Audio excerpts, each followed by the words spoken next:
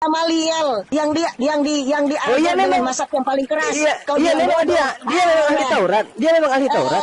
Ahli Taurat kamu anak didik Gamaliel kamu bilang bodoh. Ya, memang dia ahli Taurat itu. Bukan dia mengatakan untuk merendahkan diri itu jelas ada di firman. Ya memang merendahkan diri makanya kalian rendah. Dia tidak sombong bro seperti kamu nggak sombong. Mana dia tidak sombong. Baru kitab sudah sombong kemana-mana menyerongkan ayat-ayat Alkitab. Memang dia sombong. Iya dia merendahkan diri diri gimana? Ada di Alkitab. Paulus itu mengaku. Dibuka ayatnya. Susah karena mulutmu tidak punya rem. Jangan gitu. Kau tidak punya rem. Itu yang sengaja memang. Kau tidak punya rem. Kau tidak punya rem. Makanya kau datang itu ketemu saya pasti kau emosi. Kenapa? Gantian bicara bro. Itu yang bicara itu bun-bunmu yang bicara. Gantian bicara. Bro, aduh Bang Juma, nggak apa-apa. Kena repot ini. Bro, tadi Anda mengatakan Pak Triwaraya yang dikandung Bunda Maria itu yang maha kuasa. Pertanyaannya bro, apa yang dikuasai yang maha kuasa dalam kandungan? Silakan dijawab bro. Bang Handi sambil titik. Ada telepon masuk apa? Tolong diulangi. Saya ulang ya. Iya, saya ulang ya. Kamu namanya selebes lagi. Iya, saya dengerin ya. Anda tadi mengatakan yang dikandung Bunda Maria itu adalah yang maha kuasa. Pertanyaannya adalah apa yang dikuasai yang maha kuasa ini dalam kandungan, Bang? Apa yang dikuasai? Kamu tuh nggak paham ya? Kalau dia berinkarnasi dengan kekuatannya, dengan kekuasaan. Saya nggak nanya itu. Iya, dia berinkarnasi. Dia merendahkan diri. Jadi dia itu sendiri. Lah kalau dia itu sendiri berarti semua kekuasaannya ada. Dia tidak on off. Dia berkuasa, dia maha kuasa sama dengan presiden. Kalau dia tidak menggunakan hak prerogatifnya, apa dia bukan presiden? Dia tetap presiden. Aduh, saya nggak nanya itu bro. Dengerin dulu baik-baik. Jawabannya. Dengerin, saya ulang ya. Dia berkuasa tidak sedikit pun. Kemakuasaannya dia tinggalkan pada waktu dia berinkarnasi. Iya, dengerin dulu. Pertanyaannya sederhana loh. Yang dikandung Bunda Maria menurut Anda Tuhan yang maha kuasa. Pertanyaannya adalah apa yang dikuasai Tuhan yang maha kuasa ini selama ada dalam kandungan? Apa yang dia kuasai? Silakan. Lah kalau maha kuasa kamu mau nanya apa lagi? Kalau dibilang maha kuasa, maha kuasa di ayat di Alkitab itu jelas ya. Omnipresent, omniscient. Saya nggak nanya itu. Sebentar. Omnipresent, omniscient, omnipotent. Saya nggak nanya itu. Maha adil. Lah kau bilang kan omnipora juga. Omnipora juga sekalian. Pertanyaannya saya ulang ya. Saya ulang nih. Saya ulang pertanyaannya nih. Saya ulang pertanyaannya. Yang ketiga kali nih bahasa Indonesia nih, yang ketiga kali. Dengerin. Yang ketiga kali nih. Hanya bisa emosi dia ini. Iya, Triwara tadi mengatakan bahwa Triwara tadi mengatakan yang dikandung Bunda Maria itu adalah Tuhan yang maha kuasa. Pertanyaannya sederhana loh.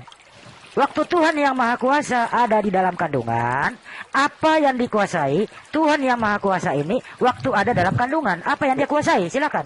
Nggak ada. Ya yang maha kuasa dia berkenosis, tapi kemakuasaannya itu dia tidak meninggalkan kemakuasaannya. Makanya dalam kandungan saya tanya. Tapi dia harus melalui proses. Lah, kamu diam dulu dong kalau saya jawab. Di dalam kandungan apa yang dia kuasai dalam kandungan? Saya bilang dia tidak on off, dia menguasai semuanya. Dia maha kuasa dan dia tidak tidak menggunakan hak prerogatifnya. Apa yang dia kuasai? Dia kan berkenosis, dia merendahkan diri, mengosongkan diri. Kau tahu nggak? Itu asumsi gereja itu. Kamu aja yang tidak mau menerima. Apa yang dia kuasai waktu ada?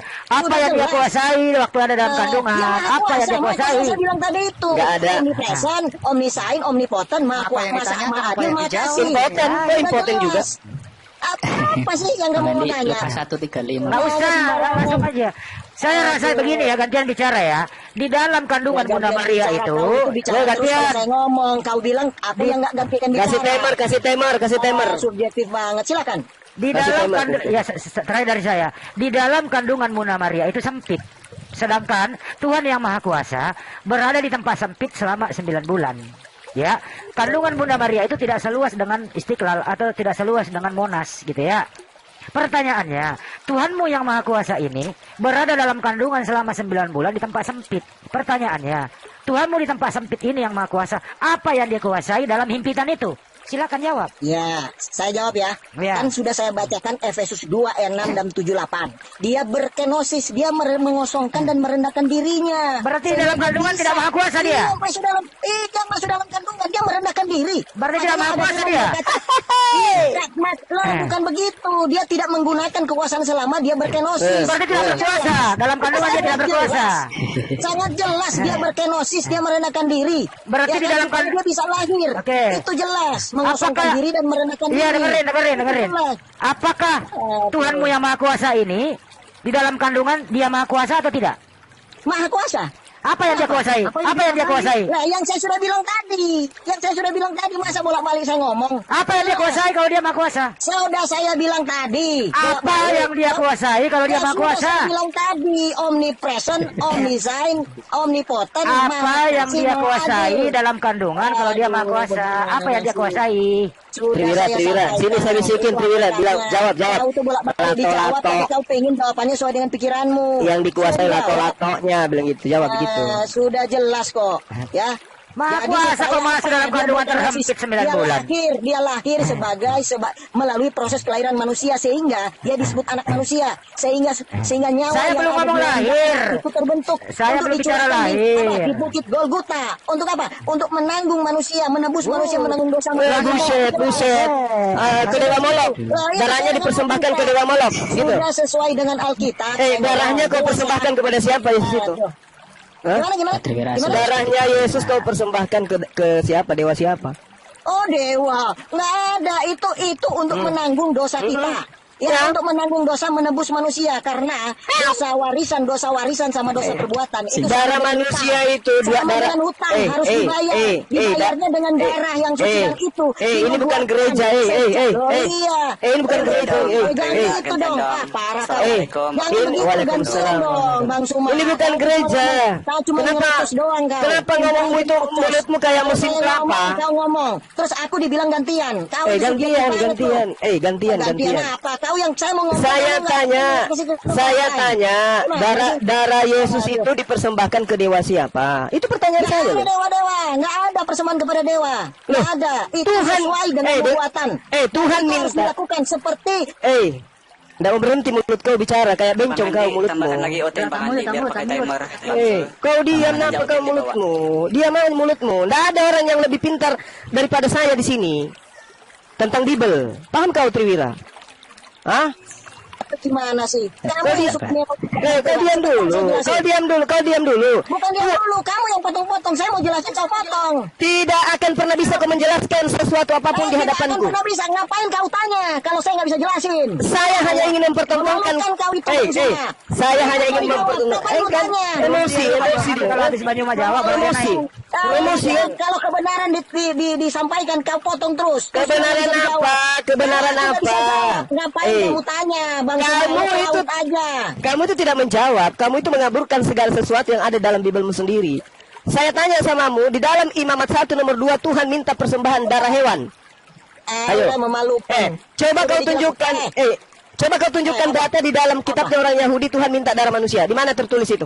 Oh, begini ya, sejak awal, sejak Abraham, ya kan, Abraham harus mempersembahkan domba. Untuk apa? Untuk menutupi dosanya. Dan Domba. Abraham dari sejak Adam dan Hawa. Saya tanya, di mana dalilnya Tuhan minta persembahan manusia? Di mana dalilnya? Di mana dalilnya Tuhan minta? Di mana dalilnya Tuhan minta? Korban. Saya minta dalilnya di mana? Dan itu harus dilakukan, itu adalah tipologi anak domba. Makanya Tuhan Yesus yang tak betul. Kau sebutkan dulu, kena repot. Mbak Allah yang tak betul. Nanya dulu.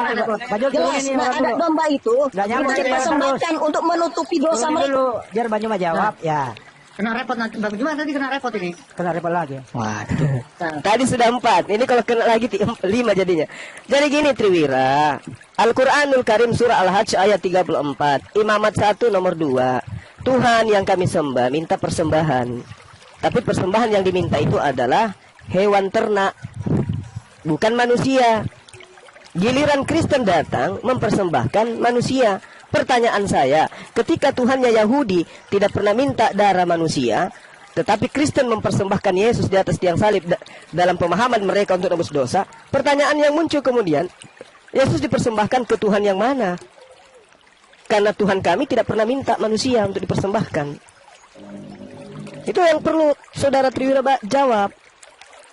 Yang ada di dalam pengajaran orang Yahudi, Tuhan minta persembahan darah hewan. Bahkan Yesus mengajarkan di dalam Lukas 5 nomor 14, Matius 8 nomor 4, agar Bani Israel mempersembahkan hewan kurban, hewan ternak, bukan darah manusia. Nah, untuk menutupi aibnya ini, maka Yesus kalian sebut lagi dengan binatang, anak domba. Demi apa? Demi untuk melangsungkan upacara persembahan darah manusia kepada dewa. Dewa siapa yang minta darah manusia? Kalau kita lihat dalam Imamat 20 nomor 3, Imamat 18:21, ternyata orang-orang terdahulu, orang-orang di Kanaan, orang-orang di Mesir, orang-orang Roma, Yunani, mereka mempersembahkan darah manusia kepada dewa-dewa mereka, diantaranya dewa Molok. Nah, Yesus dipersembahkan itu kepada siapa? Triwira, dengarkan saya sebelum kamu dinaikkan. Dengarkan, Al-Quranul Karim surah Al-Hajj ayat 34 menyatakan bahwa Tuhan memberikan jalan solusi pendamai kepada manusia dengan cara mempersembahkan hewan ternak. Imamat 1 nomor 2, Musa mengajarkan umatnya untuk mempersembahkan hewan ternak. Lukas 5 nomor 14, Matius 8 nomor 4, Yesus mengajarkan pengikutnya mempersembahkan hewan ternak. Kristen muncul dengan doktrin Yesus dipersembahkan. Pertanyaan saya Triwira, darah Yesus itu kalian persembahkan ke dewa siapa? Silakan.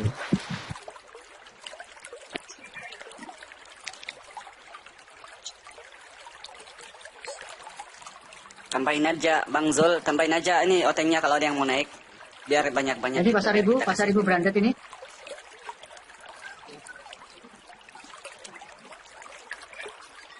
Oh, ini Gerunda sudah kena report ya tadi ya? Iya, tadi kena repot itu, langsung tak cancel dari sini. Masya Allah. Wah, Terlalu banyak yang repot. Broadman, Ya, gimana kabarnya Broadman? ya, puji Tuhan. Sehat selalu. Mumpung Udah bisa libur. kita mulai ini Broadman. Kebetulan ada Bang Zuma, ada Bang Zul, ada Bang Andi. Aduh, aku. Kalau Bang Zuma, apalagi kita aku nggak hafal ya. Jadi harus nonton contekan-contekan. Jadi kalau mungkin izin ya Bang Ronda Zuma ya, saya tambah dikit tentang ini penebusan dosa konsep di dalam kekristenan ini, kalau boleh. Tadi yang soal hamil. Silakan, itu belum silakan. selesai sebenarnya itu, Pak Hidayah. Yang soal Gimana, Bro? hamil tadi itu belum selesai itu sebenarnya. Siapa? Kalau tadi Pak Triwira bilang kan bahwa Bunda Maria mengandung Bapak. Secara teks sebenarnya saya nggak tahu ini Pak Triwira sebenarnya dari mana ya. Karena kalau yang dalam pengajaran saya yang saya terima itu konsepnya begini. Jadi karena dikatakan Roh Kudus akan turun atasmu dan menaungi engkau. Kalau di versi Seleber akan meliputi engkau. Jadi konsepnya itu Roh Kudus mengandung Bunda Maria. Sehingga Bunda Maria mengandung Yesus.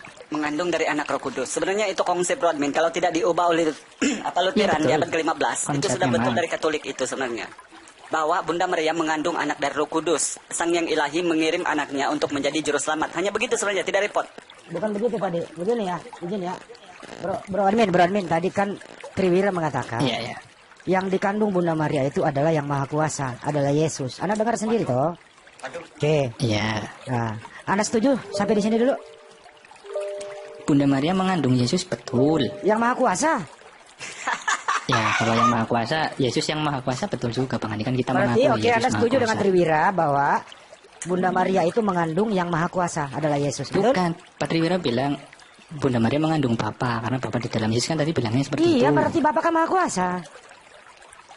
Iya, tapi dalam pengajaran nggak seperti itu. Yang Berarti diajarkan itu begini. Pak Triwira tadi menjawab loh. Yesus, ya, Bunda Maria itu mengandung yang Maha Kuasa, adalah Yesus itu sendiri yang Maha Kuasa. Kan gitu. Nah, pertanyaan selanjutnya. Sederhana loh tadi.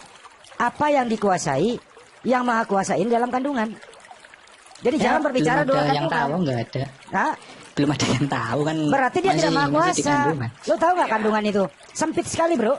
Tidak jujur saja Bang Andi ya sebenarnya mereka. Kalau mereka Begini, jujur, Bang Andi. apa bedanya Broadman gini? Apa bedanya si Yesus itu dengan kita? Tidak ada bedanya, cuma dia itu utusan dari Tuhan, itu sih yang membuat dia lebih. Sehingga dia berkata dalam Yohanes 10:29, Yohanes 14:28 bahwa bapaknya itu lebih besar daripada dia dan siapapun. Iya, Jadi memang. di sini kalau seorang utusan katanya tidaklah lebih tinggi dari tuannya atau seorang yang diutus. tidak lebih tinggi daripada yang mengutus ya. Yohanes 13:16 itu. Sudah jelas bahwa seorang yang diutus oleh Allah kepada kaumnya Bani Israel yang kuliasinya begitu banyak dalam Al-Quran, yang ini diutus hanya kepada satu kaum untuk penyampai kabar firman dari Tuhan. Tidak mungkin sebenarnya kita anggap dia itu sebagai Tuhan yang maha tinggi. Namun oleh karena begini Brodmin, kebanyakan daripada Protestan itu yang sudah termakan dogma dari Lutheran di abad ke-15 memperagakan itu seakan-akan kebenaran Brodmin. Padahal ini bertentangan dengan Bible kamu sendiri. Bagaimana dengan konsep penebusan dosa ini yang saya mau jabarkan tadi, mau nambahin sedikit dari Bang Zuma. Di dalam Bible itu sendiri, kalau Yesus itu sang penebus, boleh kamu baca dalam Matius 16:27, Yohanes 8:34, Yohanes 1:9, dia itu tidak pernah mengampuni dosa manusia Brodmin. Hanya satu-satunya Bapa yang maha pengampun. Karena dia itu menegakkan syariat ajaran sebelumnya, dan memang benar, tidak ada satupun nubuatan di perjanjian lama Tuhan akan menjadi tumbal untuk penebus dosa manusia. Ini tidak ada ajaran begini Brodmin. Tidak pernah ada di perjanjian lama Old Testament bahwa Tuhan itu akan datang sendiri ke bumi menjadi penebus dosa manusia. Ini ajaran ansip Romawi dari Roma. Tidak ada yang begitu. Namun kalau kamu tidak jujur ya silakan bertahan terus dengan dogma. Intinya kita tetap dialog sampai hari kiamat gitu. Maka kalau sudah boleh dimulai, di sini sudah lengkap ini. Ada Bang Zul, ada Bang Zuma, ada Bang Handi. Bismillah yuk. Lanjut. Ajarannya dari orang Farisi, akhi, orang Farisi, Matius 23 nomor 15. Orang Farisi akan membuat sebuah agama, pengikutnya menjadi orang neraka dan 2 kali lebih jahat daripada orang Farisi itu sendiri. Dan orang Farisi itu adalah Paulus itu sendiri. Satu-satunya agama yang didirikan oleh orang Farisi adalah agama Nasrani. Itu diterangkan di Kisah Para Rasul 24 nomor 5. Paulus adalah orang yang berasal dari sekte Nasrani, Kristen. Lanjut. Betul. Lagi kalau kita baca sebenarnya daripada ajaran Rasulullah melalui Al-Quranul Karim ya. Allah Subhanahu wa taala dalam surah As-Saff Al-Araf kalau tidak salah ya 153 An-Nur 22. Sama konsepnya dengan Yakobus 5 nomor 15 atau di YSGL 1:16. Yang kemudian di situ dikatakan Allah itu maha pengampun, mintalah maka diampuni. Imannya akan menyelamatkan dia, bukan untuk tumbal Tuhan dada. Nauzubillah min zalik. Jadi di Bible itu Brodmin, kenapa kita harus berdiskusi? Karena Bible itu berperang sesama Bible. Perjanjian lama berperang dengan Yesus, Yesus berperang dengan Paulus. Jadi 3 segi, maka terjadilah Trinitas. 3 ayat sebenarnya, 3 kontra. Inilah menjadi perang-perangan kita ini. Padahal kalau antum-antum ini jujur, dengan begitu banyak referensi, kamu baru-baru ada di kemal saya tanya sama kamu, apakah begini lama ya di dalam perdebatan, di Zoom kan hari itu, sampai kamu dikatakan sama Oten-Oten itu kamu itu bidat. Selalu menyebelahi teman muslim. Padahal kamu sebenarnya mengandung kejujuran gitu. Namun kamu tidak boleh meninggalkan dogma itu mungkin dengan semudah-mudah. Saya percaya itu Brodmin. Saya yakin itu bahwa memang sih Kristen itu bukan senang ya Brodmin ya. Bukan senang untuk kita tinggalkan. Apalagi antum kan sudah bersaudara yang bukan muslim. Namun demi untuk keselamatan Brodmin dunia dan akhirat. Di dalam Bible itu sendiri tidak pernah dikasih jaminan oleh Yesus dia akan menyelamatkan satu orang Kristen Brodmin. Baptis saya kalau ada coba. Dari Injil Matius 1 sampai Wahyu 28 coba cari satu ayat saja Yesus bilang dia menyelamatkan satu orang Kristen. Tidak ada. Karena yang benar di dalam Bible itu dia utusan Tuhan untuk penyampai kabar. Dalam Yohanes 17 nomor 8 sampai 14. Bahkan dia mengatakan mereka juga bukan dari dunia sama seperti aku katanya. Sebab apa? Mereka tidak percaya. Dan orang-orang Yahudi ini menurut referensi Bible sama dengan apa yang di Al-Quran memang orang yang zalim, penganiaya, pembunuh para nabi. Ini menurut referensi Bible. Mana ada firman yang dari Tuhan, yang daripada firman itu kemudian mengatakan Tuhan turun, tetapi dari firman itu juga mengatakan Tuhan itu dianiaya oleh orang keturunannya yang diberinya kitab. Ini yang saya bilang tadi itu kalau di Malaysia bilang 3 Abdul. 3 Abdul Brodmin. 3 bentuk menjadi satu. Itulah keyakinan kamu yang tercampurnya dengan Trinitas. 3, ya, tapi tetap satu. Itu gimana sih? Tidak nyambung kan? Jadi Brodmin percayalah, keselamatan itu inna dina indallahil Islam. Tidak ada di Bible itu inna dina indallahil Kristen, tidak ada. Tidak ada di Bible itu Brodmin. Keselamatan hanya ada dalam Islam. Ya gini Pak Hidayah. Ya kan kita sepakat untuk tidak sepakat kan nggak apa-apa ya. Jadi ya mau gimana ya? Kalau saya itu meyakininya begini loh. Karena di dalam Islam sendiri yang diakui adalah Injil, Taurat, dan Al-Quran yang sah. Diturunkan langsung kepada utusannya atau nabinya yaitu Isa, Musa, dan Nabi Muhammad. Sementara saya sebagai Kristen, kitabnya adalah Alkitab. Memang ada perjanjian lama kita ambil dari umat Yahudi, kemudian perjanjian baru ini memang hasil kanon lah, anggap saja seperti itu. Artinya dari kitab sendiri sudah berbeda, sehingga ketika kita harus mengikuti apa yang disampaikan Nabi Muhammad, sementara kitabnya saja sudah berbeda, otomatis kan pandangan juga berbeda, kecuali jika kitabnya ya memang benar-benar Injil ini yang dimaksud, kan begitu. Jadi saya tetap berpegang kepada Alkitab meskipun dikatakan kita beda konsep dalam kitab suci. Kalau kita kan memang hasil dari tulisan cerita pengalaman orang hidup sejaman.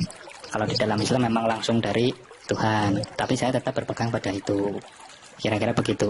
Karena saya merasa memang dalam hal kemanusiaan kan kita ya mirip-mirip lah. Hanya dalam pandangan tentang Tuhan saja yang beda kan gitu.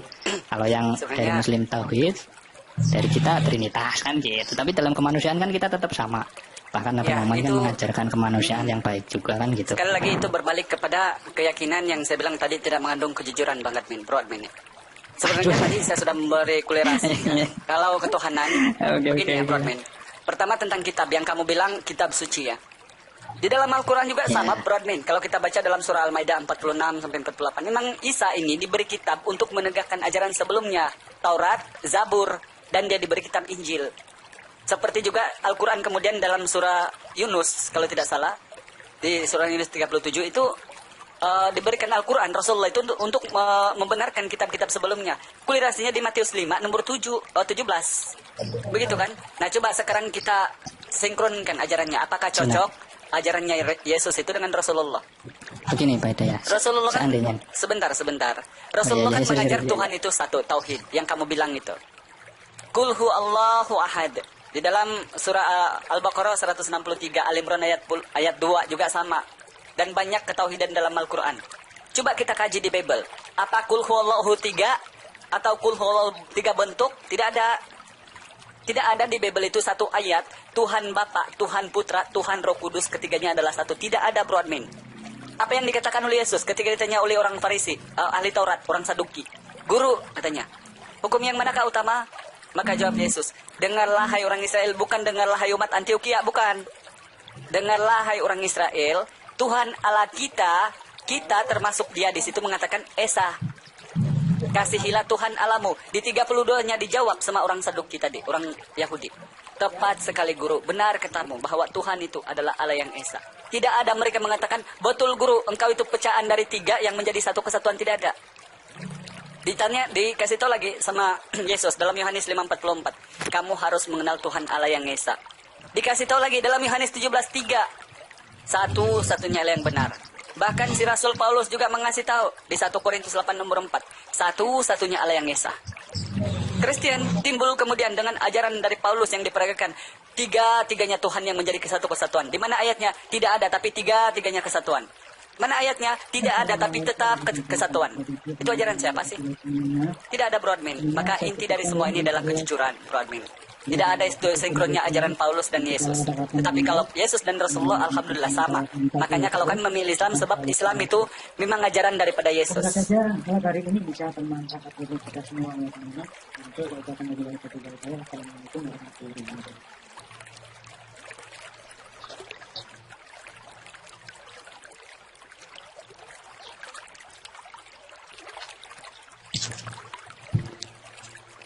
Oke, Gerunda, lanjut Gerunda. Kata Bro Admin, ini Siska sini siapa? Ya Pak Hidayah, terima kasih Pak Hidayah. Barangkali ada Kristen lagi Pak Sul. Ini masih di-on-kan kan, ada Bang Suma juga. Silakan. Tapi mengenai yang dari tadi Pak Hidayah sampaikan, ya oke lah, terima kasih. Tapi dalam hal ini saya tetap berpegang begini Pak Hidayah. Mungkin seandainya memang yang dimaksud oleh Nabi Muhammad adalah Injil yang Alkitab ini, mungkin bisalah ada pemahaman yang sejalan, tapi pada kenyataannya kan tidak. Dan ketika mempercayai kitab selain yang diturunkan oleh Allah sendiri kan itu dianggap sesuatu yang batil. Meskipun dikatakan ada sedikit yang benar, tetapi lebih banyak yang tidak benar. Jadi yang sedikit dianggap tidak benar juga. Jadi tidak bisa kemudian mengatakan bahwa membenarkan Injil misalkan yang dibawa Isa sesuai dengan Alkitab yang kita punya, karena itu konsepnya sudah berbeda, isinya juga sudah berbeda. Bang Billy mungkin bisa request dulu Bang Billy, namanya nggak hafal aku. Bang Billy. namanya Bang Billy tuh naik, biasa silakan kan request. suka naik gitu ya. Gimana Bang Billy? Jadi Ya, naikkan si Billy Rasul Karena terbaru kita- Kristen kalau ada. iya. Bang Billy kalau nggak salah ini anu ya. Yesus only kalau nggak salah warna doktrinnya. Siapa ini Bang Billy ini? Tapi ya udahlah. Nonton yang lain yang mau naik silakan. Ya, yang kalak-kalak. Pasul. Mana Bang Billy ini ya? Ya gitu Pak Ida ya. Ada 876 nih Kristennya banyak juga mesti. Aku tak bikin kopi dulu ah. Iya. Silakan Bro Admin. Namun saya kasih tahu ya tentang konsep-konsep Tuhan di Bible ini. Saya bilang dari tadi itu, kenapa itu jadi perdebatan? Seakan-akan memang Tuhan itu bisa on off kalau di Bible. Dan seakan-akan juga Yesus pembohong. Kenapa? Yohanes 5:37, Yohanes 1:18, Yesus mengatakan Tuhan itu tidak kelihatan, tidak kedengaran suaranya. Yohanes 14 nomor 9, barang siapa melihat aku telah melihat Bapa. Begitu juga ketika dia dibaptis di Sungai Yordan, kedengaran suara dari langit berseru, inilah anakku yang kukasihi. Jadi pembohong Yesus di Bible. Begitu juga tentang ketuhanannya. Kadang-kadang bila dia membangkitkan anak Lazarus, gitu kan, di Yohanes 11 dari 39 sampai 42 itu, dia lagi di situ keilahiannya ada. Jadi sedang on tombolnya. Giliran dia tidur atas kapal di Matius 23, giliran dia makan ikan goreng itu lagi off. Atau giliran dia dicobai iblis di Lukas 4, Matius 4 itu lagi off dia. Ketika dia mengatakan aku dan Bapa adalah satu, Yohanes 10:30 langsung on. Jadi yang membuat Tuhan itu on off itu Bible sendiri, bukan orang Islam. Sebab itulah kita berdialog, orang Islam ini lebih banyak menyampaikan kejanggalan Bible. Sebab memang kalau jujur tidak boleh lagi diimani itu sebagai kitab suci. Nauzubillah min zalik. Lanjut. Bang Zul, yang ini akunnya 3 juta monotri. Oke, siap. Ya, Bang Billy tuh. 3 juta. Bentar ya, saya cek dulu. 3 juta. Mana nih? Ya sekalian kalau ada Triwira Omnipora tadi dinaikkan aja sekalian. Iya nih, nggak ada di sini. Ntar saya cari-cari lagi. Tolong teman-teman yang lain share-share ya. Dilanjut. 3 juta. Selamat siang. Ini ada. Selamat siang, Pak. Selamat siang, Selamat siang. Pak Rafais. Assalamualaikum Ya, Uni. Bang. Saya Kristen Bang. Ini saya mau sampaikan, waduh. Pas katanya ini kan abang-abangku ini kayaknya sudah para suhu-suhu semua nih, para burung dana. Gini Bang, coba Abang tolong carikan pernyataan apakah Tuhan di para nabi sebelumnya mewajibkan para nabi-nabi sebelumnya sebelum Muhammad bahwa Tuhan mewajibkan umat-umatnya masuk neraka, seperti mungkin di saudara-saudara sendiri bahwa Allah mewajibkan umat Islam masuk neraka, ya kan, di surah Maryam 71 itu. Lalu kedua, mungkin para gurunda mungkin membahas Alkitab terlalu banyak tapi tidak. Coba saya mau tahu tentang kedalaman ilmu dari saudara-saudara sendiri. Seperti begini Bang, di dalam Asmaul Husna, di mana itu adalah sifat-sifat Allah yang itu adalah sifat-sifat maha kuasanya Allah dalam Asmaul Husna. Coba Abang sebutkan di dalam Ali Imran 54 Allah memiliki sifat tipu daya, ya kan? Coba sebutkan nama sifat tipu daya Allah Subhanahu wa taala. Itu aja Bang, kedua itu. Tapi jangan gemetaran Bang, nervous sekali suaranya. Saya lagi sekalian lagi ada kerjaan Pak. Oh kirain lagi 501 Bang, enggak ya? Aduh, kok kiranya gitu Bang. Suaranya gitu. Oke baik. Jadi ketika berbicara, bentar ya teman-teman muslim. Ketika Al-Quran berbicara, Bismillahirrahmanirrahim, wa in minkum illa wariduha kana ala rabbika hatman maqdiyya. Tidak ada seorang pun di antara kamu yang tidak mendatangi neraka. Hal itu bagi Tuhanmu adalah suatu ketentuan yang sudah ditetapkan. Jadi di Islam itu ada yang dikenal dengan sebutan sirat. Ada jembatan. Jembatan itu kemudian menjadi titian manusia menuju ke surga. Tetapi di antara titian ini, sebelum sampai ke surga, ada yang disebut neraka. Jadi orang semua untuk menuju surga harus melalui titian itu. Berarti harus mendatangi titian tersebut, harus melewati. Ibarat kata kalau orang mau ke Jakarta nih ya, dari Makassar ya harus melalui Bandar Soekarno-Hatta, baru bisa sampai kepada di Jalan Froksi misalnya, gitu kan? Itulah yang disebutkan Allah bercerita tentang neraka. Untuk itulah kemudian Allah memperlihatkan, Tuhan memperlihatkan neraka itu ada betulan. Begitu kita lewati neraka, oh ini loh ternyata tempatnya orang-orang kafir. Ya terus kami masuk ke dalam surga. Jadi mendatangi neraka bukan berarti menjadi penghuni. Laksana mendatangi rumah sakit bukan berarti kita jadi pasien. Mendatangi kuburan bukan berarti kita mayat. Itu maksudnya. Makanya di ayat selanjutnya dikatakan di ayat 72, "Summa nunajjil ladzina taqau." Kemudian kami akan menyelamatkan orang-orang yang bertakwa. Jadi orang semuanya berbaris tuh. Islam, Kristen, Hindu, Buddha. Begitu sampai ke titian tersebut, sirat tersebut, ya orang-orang kafir menetap, tidak bisa melanjutkan perjalanan menuju surga. Dia tetap di dalam. Makanya dikatakan wa nazaruz zalimina fiha jiziyah, dan membiarkan orang-orang zalim di dalam neraka dalam keadaan berlutut. Tidak ada masalah. Sama seperti ketika Anda membaca di dalam Markus 9 nomor 49. Tidak, gini bang. Bang, mohon maaf saya potong, maaf. Maksudnya saya itu, maksudnya itu adalah coba abang buktikan kalau semua ajaran para nabi juga sesuai dengan ajaran Allah Subhanahu wa taala yang mewajibkan umatnya masuk neraka.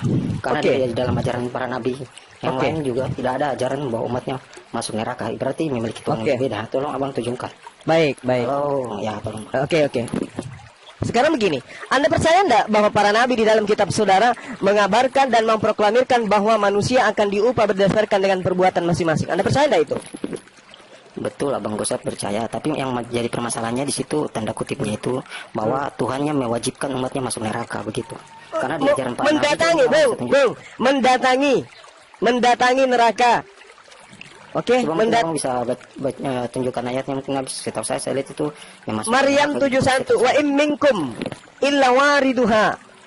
Tidak ada seorang pun di antara kamu yang tidak mendatangi neraka. Bukan memasuki, mendatangi. Mendatangi mendatangi penguburan, pemakaman, bukan memasuki kuburan, beda. Kalau memasuki liang lahat, memasuki kuburan itu berbeda dengan mendatangi kuburan. Misalnya Anda mendatangi kuburan karena Anda menziarah kubur, itu Anda mendatangi itu. Tapi apakah kemudian ketika Anda mendatangi kubur, Anda masuk ke dalam liang lahat untuk melihat mayat? Kan tidak. Ini penggambarannya seperti itu. Jadi ada titian yang kemudian dilewati oleh seluruh umat manusia, bukan hanya Kristen, ingat ya. Tidak seorang pun, artinya Muslim, Kristen, Hindu, Buddha, ateis, semua akan melewati di situ. Semuanya, nggak ada yang tersisa. Semuanya kita akan melewati dan membiarkan orang zalim menetap tinggal di dalam. Orang Islam tetap meluncur ke surga. Kenapa? Karena orang Yahudi, orang Nasrani, orang mukmin, siapapun di antara mereka yang bertakwa kepada Allah, mereka akan diberi keuntungan, tidak dirugikan. Nah, bagaimana bisa kemudian umat Islam itu tidak akan mendatangi neraka dalam perspektif pemahaman Kristen? Karena Allah menjanji di dalam Al-Quran surah Al-Mu'minun bahwa yang mewarisi surga Firdaus itu adalah umat Islam, orang-orang mukmin, orang yang bertakwa. Itu yang perlu saudara pahami. Nah, tapi kalau Anda tidak percaya apa yang saya jelaskan, coba Anda baca di dalam Markus 9. Dikatakan di sana setiap manusia akan digarami dengan api neraka. Itu. Betul yang Abang katakan. Tapi begini, Bang. Yang tertulis itu adalah hal bagi Tuhanmu, kepastian. Ketetapan bagi Tuhanmu dalam arti ini untuk para umat Nabi Muhammad gitu saja. Kan Tuhan itu memang menurut saudara Tuhan itu ada berapa Tuhan itu menurut saudara? Kan begini Bang, Al-Quran kan diturunkan untuk pada Muhammad, kepada para umatnya. Untuk manusia seluruhnya. Al-Quran itu diwahyukan untuk umat manusia seluruhnya, kecuali Anda tidak merasa manusia. Litubayyina linnas, untuk seluruh umat manusia. An-Nahl ayat 44. Gitu Bang. Nah, sekarang saya terima itulah Bang. Yang jadi para nabi sebelumnya itu tidak ada ajaran bahwa Tuhan. Iya, tadi saya mau menjelaskan, tapi Anda tidak memberi ruang. Gini, Anda percaya di dalam kitab saudara diterangkan manusia diupah atas perbuatan masing-masing. Dia akan dihakimi dan diberi upah berdasarkan amal masing-masing, perbuatan masing-masing. Nah, kira-kira kalau itu Anda imani, amal Anda seimbang antara amal perbuatan baik dan amal perbuatan buruk, Anda diteruskan kemana nih kira-kira? Kan diupah tuh. Apa yang Anda rasakan kira-kira nanti? Amal kebaikan Anda dan amal keburukan Anda seimbang. Gini Bang, di dalam ajaran kan diupah nih. Kalau yang kami baca itu tidak ada ajaran Nabi bahwa mewajibkan bahwa untuk masuk mendatangi neraka, ada ajaran para nabi. Oke, saya tanya dulu kepada Abang. Bukan itu para nabi. Tunggu dulu. Sebenarnya kalau Anda paham Kalau paham penjelasan saya, Anda sudah ngerti di sini. Ketika kemudian di hari pembalasan kelak, apakah Anda meyakini manusia ini akan dibalas sesuai dengan perbuatan masing-masing? Percaya enggak? Bagaimana bang? Maaf putus bang. Apakah saudara saya percaya bahwa kita kelak akan diupah berdasarkan perbuatan masing-masing? Iya bang. Ya. Oke. Nah, kalau perbuatan baik diupah di mana? Perbuatan baik surga bang. Kalau perbuatan buruk? Neraka. Bagaimana kalau perbuatan Anda seimbang antara perbuatan baik Anda dan perbuatan buruk Anda? Anda kemana? Justru itu kalau di kami itu kami memerlukan Tuhan yang untuk menolong kami. Kalau itu di ajaran kami ya. Oke gitu. Jadi maksudnya perbuatan buruk Anda itu diambil sama Tuhan, ditanggung, dihapuskan gitu. Iya. Jadi kalau misal karena gini bang. Oke sabar. Sudah semakin melebar nih. Oke. Tadi kan itu intinya tadi kan saya tanyakan saja. Coba bang mungkin tunjukkan ajaran para nabi sebelumnya juga yang mengatakan bahwa Tuhan mewajibkan ketetapan Tuhan harus masuk neraka. Gitu bang. Kan jelas tuh bang. Di dalam Mazmur itu di Al-Quran itu Tuhan Rabbul Alamin, Tuhan semesta alam. Di mereka itu Tuhan Rabbul Bani Israel, Tuhan semesta Bani Israel, itu bedanya. Jadi gini bang, Mazmur 62:12, Amsal 24:12, Yesaya 3 nomor 10, Yeremia 17 nomor 10, Yeremia 32, Yesaya 7 nomor 27. Di situ jelas sekali manusia diupah berdasarkan perbuatan masing-masing. Malah Tuhan mengganjar manusia sesuai perbuatannya dan membuat setiap orang mengalami sesuai dengan kelakuannya. Ayub 34 nomor 11. Jadi kalau seimbang perbuatan Anda, jelas sekali Anda sudah mengakui bahwa orang akan diupah berdasarkan perbuatan masing-masing. Kenapa kemudian Anda menisbahkan perbuatan Anda kepada oknum lain, kepada Tuhan? Ya karena kita ini namanya manusia yang tidak pantas, dalam arti tidak sempurna. Justru kita memerlukan bantuan Tuhan. Nah yang ingin saya tekankan di situ, para nabi kan ajaran para nabi di situ kan tidak ada bahwa perintah Tuhan mengatakan bahwa mewajibkan bahwa akan mendatangi neraka, tetapi hanya di dalam ajaran Nabi Muhammad mengatakan bahwa Tuhan harus baik. Abang tadi sudah mengakui perbuatan baik larinya ke surga, perbuatan buruk larinya ke neraka. Kalau perbuatannya seimbang, Anda bingung, lantas mengambil anaknya Maria sebagai tameng penebus, betul? Sedangkan Ayub 34 nomor 11 mengatakan gini, Tuhan mengganjar manusia sesuai dengan perbuatannya masing-masing dan membuat setiap orang mengalami sesuai kelakuannya masing-masing. Kenapa kemudian perbuatan betul yang mengatakan betul. Nah, perbuatan dosa Anda kan juru selamat. Berarti perbuatan Anda dirasakan oleh juru selamat Anda gitu. Di kosakata saja mengatakan bahwa juru selamat berarti berarti perbuatan buruk Anda ditanggung. Berarti perbuatan buruk Anda ditanggung sama orang lain. Ya bisa dikatakan seperti kayak gitu karena kita. Lalu bagaimana dengan pernyataan ini bahwa setiap manusia akan mengalami perbuatannya masing-masing? Yesus yang akan mengalami perbuatan Anda atau Anda sendiri menurut data ini? Justru itu tadi kan saya katakan bang bahwa kami kan manusia tidak sempurna, kami membutuhkan Tuhan untuk membuat kami sempurna. Kalau kita sesama manusia kan tidak mungkin saling saling menyelamatkan, tetapi hanya Tuhan yang bisa menyelamatkan. Oke, yang mati di atas tiang salib, yang mati di atas tiang salib ini siapa? Manusia atau Tuhan? Ya sekarang itu sudah masuk ke iman kami. Yang ingin tadi saya tanyakan sudah jelas itu abang. Ini jawabannya sudah sangat jelas. Ini jawabannya sudah sangat jelas. Anda aja yang sudah mempraktekkan 1 Korintus 4 nomor 10.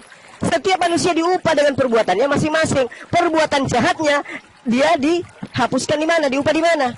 Di neraka. Meskipun tidak ada pernyataan bahwa orang akan dimasukkan ke neraka terlebih dahulu. Tapi dengan adanya data-data yang saya katakan, Ayub 34 nomor 11, Mazmur 62 nomor 12, Amsal 24 nomor 11, Anda harusnya sudah paham itu, bahwa perbuatan buruk itu akan dicuci di neraka. Perbuatan baik akan diberikan upahnya di surga. Nah, bagaimana dengan orang-orang yang ada perbuatan buruknya, ada perbuatan baik?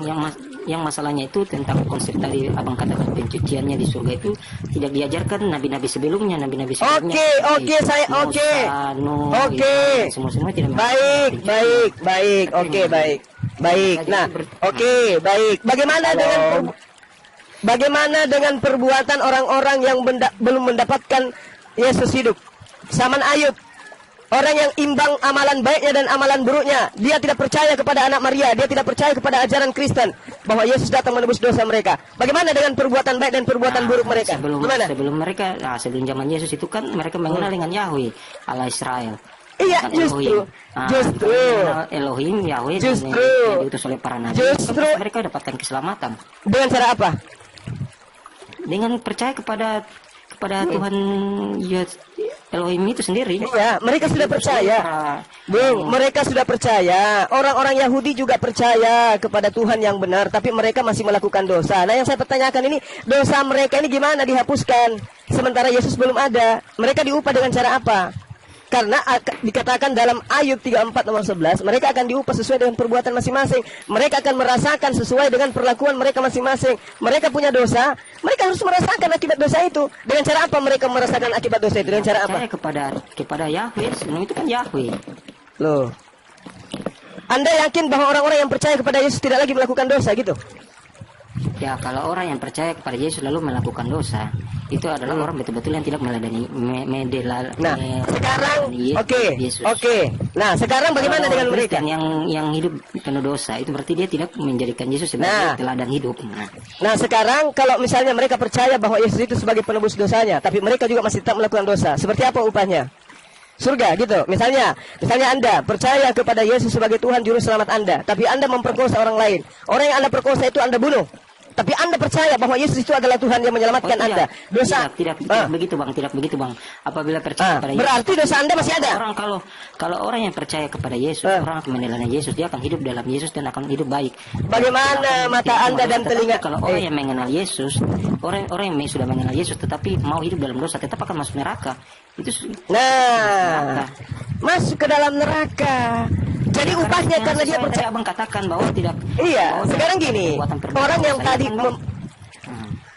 Nah, lalu bagaimana dengan perbuatan baiknya? Nggak diupah? Nggak diupah? Kan dia melakukan dosa, memperkosa, lalu kemudian mati, masuk neraka. Lalu perbuatan baiknya?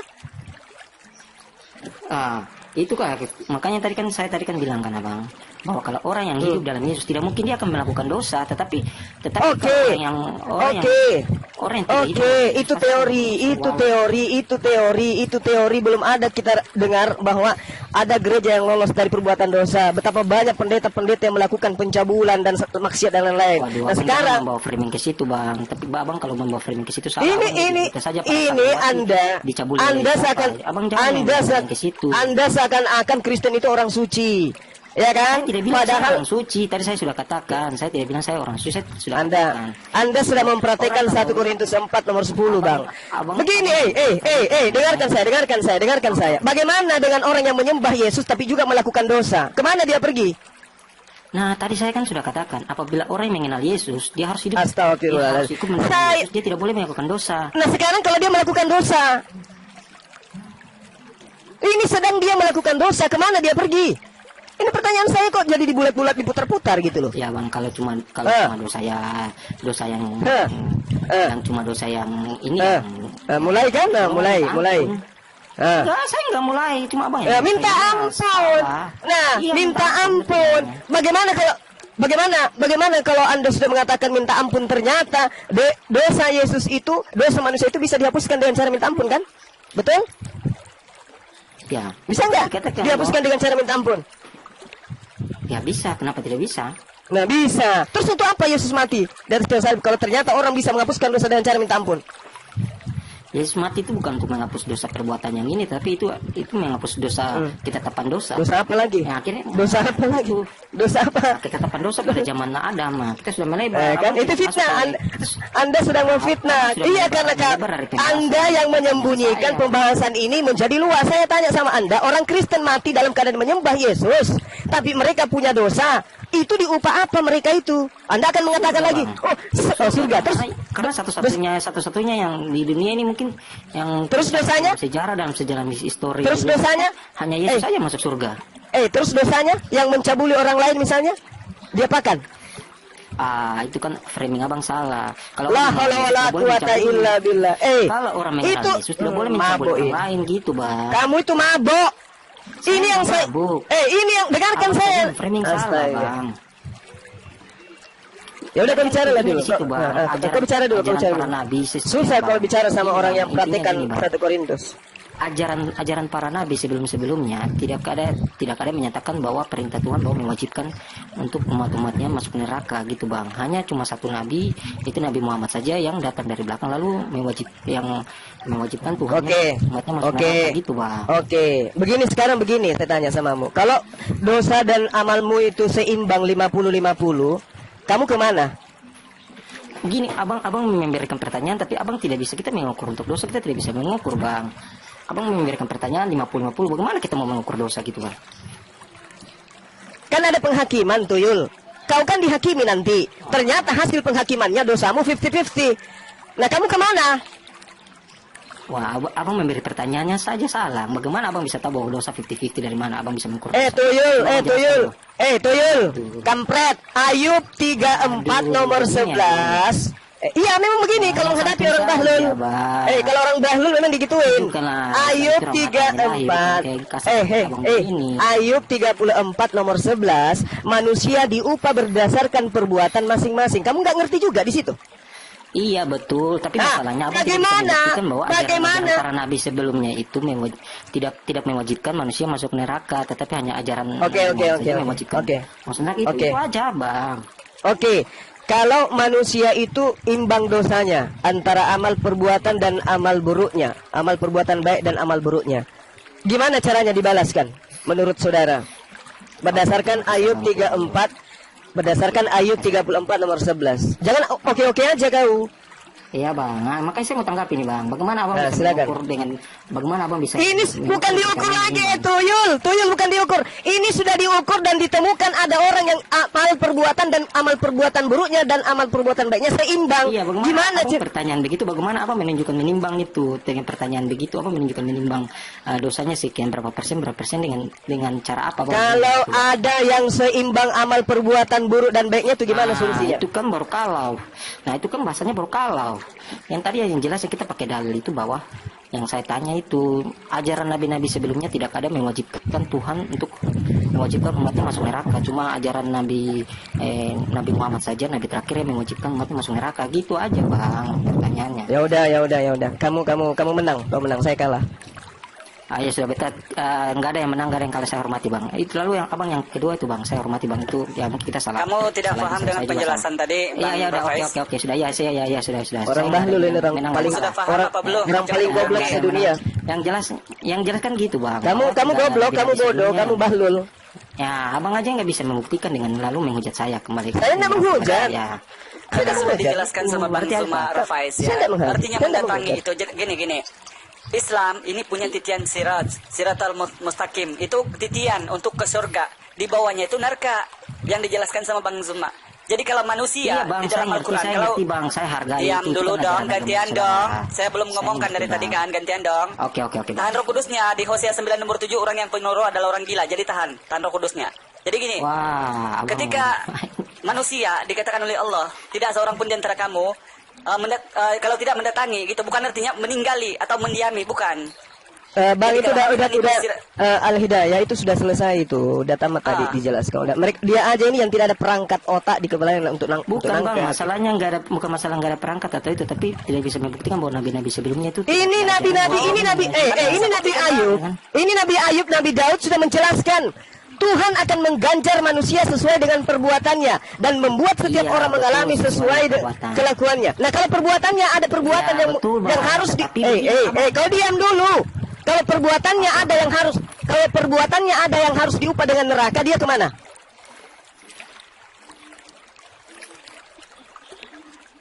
Sudah, Bang.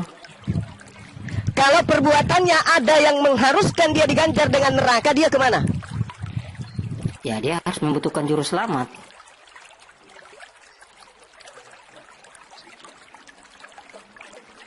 Nah, itu kan Karena apa? Berarti nabi-nabi sebelumnya yang selalu diklaim oleh saudara-saudara, Musa, apalagi itu Abraham dan yang lain, tidak ada Tuhannya memerintahkan bahwa umatnya diwajibkan untuk masuk neraka. Mungkin hanya Nabi Muhammad saja yang ajarannya sendiri yang beda dari nabi-nabi lain yang mewajibkan umatnya masuk neraka.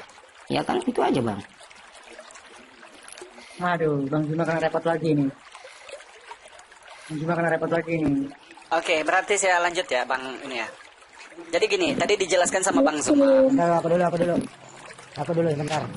Bro, kalau neraka itu ada isinya nggak buat orang Kristen, bro? Ya, bro. Gimana bro? Di neraka itu ada orang Kristen nggak masuk neraka? Apa ya, kita kan semua belum sampai ke Jawab sana. aja, ada atau tidak? Ya saya kan belum sampai ke sana juga. Menurut anda? Saya tidak bisa mengatakan menurut saya karena saya belum Ya, sampai ke baik. sana bang. Kalau di surga ada Kristen nggak masuk surga? Saya juga belum bisa menjawab karena kita. Ya udah, sama-sama kamu diturunkan aja nih Bang Andi. Biarin dulu, saya main. Saya dulu. Pertanyaan kedua dulu bang, belum dijawab pertanyaan Orang kedua. nggak ada ilmu. Kita udah selesai pertanyaan kedua. Oke, baik. Bang. Bro, apakah ada orang Kristen yang berdosa, bro? Oh pasti. Oke, baik. Kalau orang berdosa itu bisa masuk surga nggak? Dia lagi make ini Bang Andi. Sambil make dia ini. Iya. Biarin dulu, Bang Juma. Jangan framing begitu. Dengerin dulu. Direport Dengerin dulu. Lagi make dia. Ada nggak orang Kristen yang berdosa, bro? Semuanya masuk neraka orang Kristen itu. Bro, ada nggak orang Kristen masuk surga? Coba bang tunjukkan ada ayat Alkitab semua orang Kristen wajib. Dengerin ini sederhana loh. Sederhana. Bang Suma. Sederhana, ada nggak orang Kristen yang berdosa? Boleh. Matius 7 nomor 21 sampai 23. Semua Kristen masuk neraka. Bang jangan framing gitu bang. Udah kita lewat itu aja dulu lah. Tadi udah selesai. Bencong. Siapa yang framing? Jawabannya. Saya udah tahu jawabannya. Bencong. Mana? Coba mana jaminan? Coba mana jaminan Yesus untuk orang Kristen penyembahnya masuk surga mana? Ada dalilnya? Ada banyak. Mana dalilnya? Satu aja. Satu aja. Udah lebih paham lagi. Ya udah hafal kan. Bahlul. Kamu nggak ngerti Bible, bro? Bagaimana diskusi kau? Bagaimana? Kamu nggak ngerti Bible, tapi kamu mau diskusi? Abang saja nggak ngerti Al-Quran. Markus 9 nomor 49. Semua orang Kristen. Semua orang Kristen masuk neraka. Markus 9:49. Coba kamu baca. Jangan. Markus 9:49. Semua orang Kristen masuk neraka. Dengan surah. Bahlul. Markus 9:49. Markus 9:49. Semua orang Kristen masuk neraka. Aduh, jangan framing, nggak ada. Diturunkan ini bang, diturunkan. Orang ini nggak ada. Iya. Turunkan aja bang. Kami nggak bisa menghadapi orang bodoh. Nggak mampu menjawab. Kami nggak sanggup menghadapi orang bodoh. Orang goblok kami nggak sanggup hadapi. Angkat tangan saya. Saya paling nggak bisa hadapi orang goblok seperti yang tadi. Sabar, dia memang ini. Mending saya dialog sama monyet daripada orang tapi goblok kayak dia. Jelas-jelas diterangkan di dalam kitabnya loh. Bahkan dia akui tadi bahwasanya manusia diupah berdasarkan perbuatan masing-masing. Ayub 34 nomor 11, Mazmur 62 nomor 12, Amsal 24 nomor 12, Yesaya 3 nomor 10, 11 Yeremia 17 nomor 10. Manusia diupah dengan perbuatan masing-masing. Upah kebaikan surga, upah keburukan neraka. Kalau seimbang antara kebaikan dan keburukan, dia kemana? Ke surga dulu atau ke neraka dulu? Al-Quran berikan solusi neraka dulu. Habis mereka disiksa baru dimasukkan ke dalam surga. Itu baru dikatakan adil. Itu baru dikatakan ajaran kasih. Nah kalau Kristen ini tidak. Sekali neraka selamanya. Loh, bagaimana dengan perbuatan baiknya seseorang? Dia punya dosa, membunuh, memperkosa. Tapi di samping itu dia juga punya amal kebaikan. Apakah tidak diupah? Kebaikan itu pasti diupah. Itulah makanya para nabi mengajarkan. Ayub 34:11 yang tadi yang saya katakan. Tapi dasar bahlul, otak nggak ada, tertutupi lemak babi, ya kayak gini dialognya. Hadapi saya pakai ilmu. Hadirkan orang Kristen yang bisa hadapi saya tapi dengan ilmu. Bukan dengan dongeng goblok dan bahlul kayak tadi. Ada Pastor Sergius ini, ada pastor ini. Selamat sore, Pak Pastor. Selamat sore Ya. buat saudara-saudara semua. Ya, selamat sore, Pak. Ini saya kasih topiknya Selamat dulu. sore Ya. Pastor. Pak Pastor, gini, topiknya adalah surga dan neraka.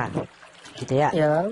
Bagaimana orang Kristen itu menghadapi persiapan surga dan neraka, apa yang dilakukan gitu loh, Bang. Itu topiknya.